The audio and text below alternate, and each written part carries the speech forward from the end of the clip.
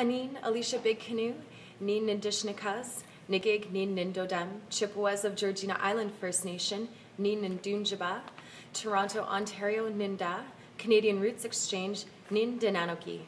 Hello, my name is Alicia Big Canoe. I am Otter Clan and I come from the Chippewas of Georgina Island First Nation. I live in Toronto, Ontario, and I work for the Canadian Roots Exchange. The Canadian Roots Exchange puts an emphasis on bringing Aboriginal and non-Aboriginal youth together to build relationships and to work towards the healing of Indigenous peoples in Canada and to work towards reconciliation within Canada to build a brighter future for all Canadians.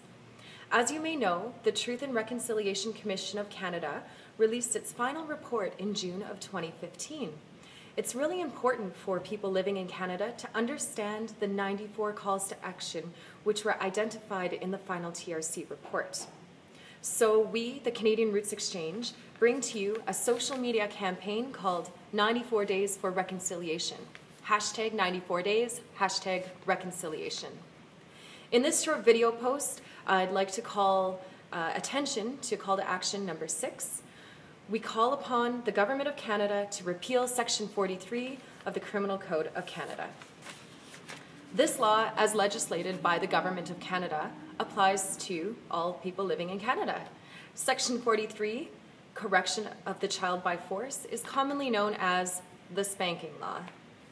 Every school teacher, parent, or person standing in the place of a parent is justified in using force by way of correction toward pupil or child, as the case may be, who is under his care, if the force does not exceed what is reasonable under the circumstances. So that's the law. Did you know that Section 43 was first established in 1892 under the title of Defense of Reasonable Correction? That's 123 years ago. Although the title of this law has changed over time, most details of the law itself have remained in place. Does anyone else wonder with me, in a lifetime where the world has changed significantly in the past 100 years, shouldn't our laws also evolve to reflect our present overarching societal values and honor the progress as a reaction to research? Also, given the nature of what Section 43 stands for, I question whether this law was created for protecting the rights of adults or if the law was created to ensure the holistic care of safety of children. On a side note, did anyone notice that Section 43 also speaks in a male-dominant way?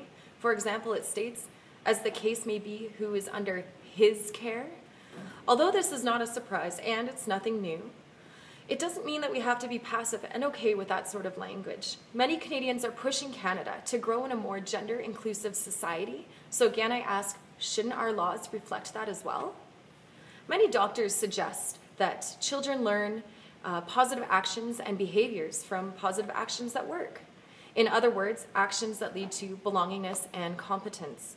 It is also suggested that spanking and hands-on reinforcement negatively impacts mental health, increases delinquency and criminal behavior, and it's more likely that the child will be physically abused, and in extreme cases, result in death. So, people, this is not just a law that is impacting Indigenous peoples in Canada. It's impacting all peoples in Canada.